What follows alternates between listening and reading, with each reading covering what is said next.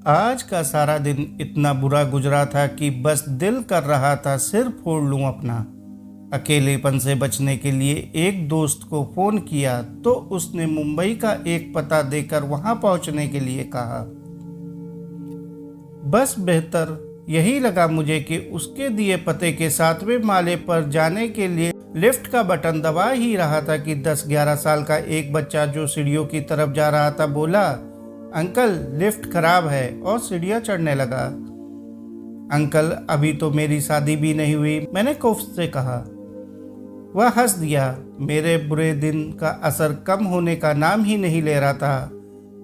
अब सीढ़ियाँ भी चढ़नी पड़ रही थी। तीसरे माले पर पियानो की एक मध्यम सी धुन सुनाई दी जो ऊपर से आ रही थी।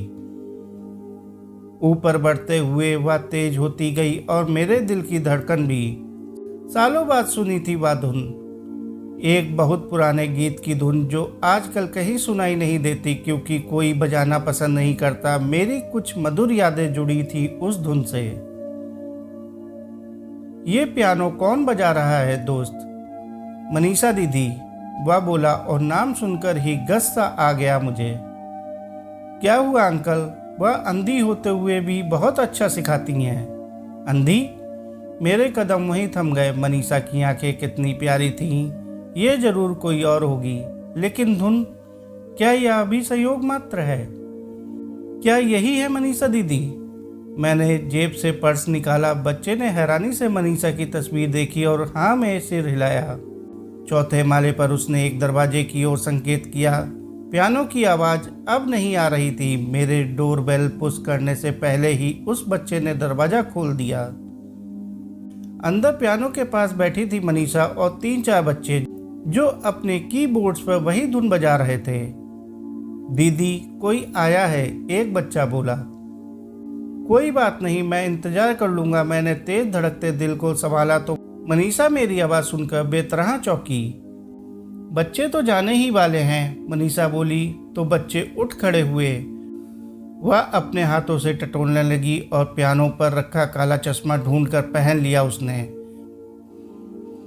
मैं बस आपलक निहारे जा रहा था। उस सादे घरेलू लिबास में कितनी बदली हुई सी लग रही थी वह। उसे हमेशा स्मार्ट लिबास में ही देखा था मैंने।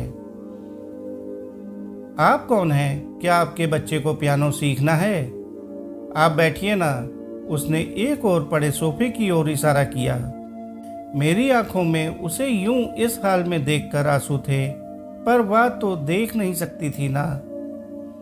मैं रितेश हूँ मनीषा। मेरी भर्राई आवाज़ सुनकर उसके चेहरे पर हैरानी कम खुशी के भाव अधिक प्रदर्शित हुए।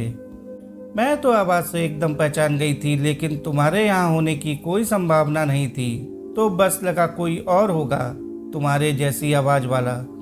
लेकिन तुम यहाँ कैसे? मैं मुंबई में ही जॉब करता हूँ। तुम्हारी शादी के बाद यहीं चला आया था। क्या यह तुम्हारी ससुराल है? और तुम्हारी प्यारी आंखें? उफ, लंबी कहानी है। शादी के 2 महीने बाद ही हमारा कार एक्सीडेंट हो गया था जिसमें पति की मौत हो गई थी और मैं अंधी। ये मेरी आंटी का घर है। पति की मौत के बाद अंधी बहू को मनहूस बताते हुए ससुराल वालों ने दरकिनार कर दिया। इतना बड़ा दुख माँ सहन न कर पाई। वह गुजर गई तो पापा टूट गए और फिर 6 महीने में वह भी चले गए। मनीषा इतना कहकर रोने लगी और उसके साथ मैं भी। सिर्फ 2 साल में दुनिया ही बदल गई थी। तभी कमरे में उसकी आंटी आई। उन्होंने वह दृश्य देखा तो स्त्रियोचित गुण से बहुत कुछ समझ गईं। मनीषा ने शादी कर ली थी तो तुमने शादी क्यों नहीं की? जब मनीषा ने परिवार के लिए अपने प्यार की कुर्बानी दी तो मैं मर जाना चाहता था, लेकिन बस परिवार के लिए ही मुझे जीना पड़ा। मुझे माफ़ कर दो रितेश, मैं तुम्हारी गुनाहगार हूँ। मनीषा व्यथित हो उठी। तुम गुनाहगार नहीं, मेरा प्यार हो और हमेशा रहोगी। मैंने उठकर मनीषा के हाथ पकड़ लिए। आंटी की आंखों में खुशी के आंसू आ गए। उन्हें महसूस हो गया कि मनीषा को मेरे प्रेम की दृष्टि मिल गई थी।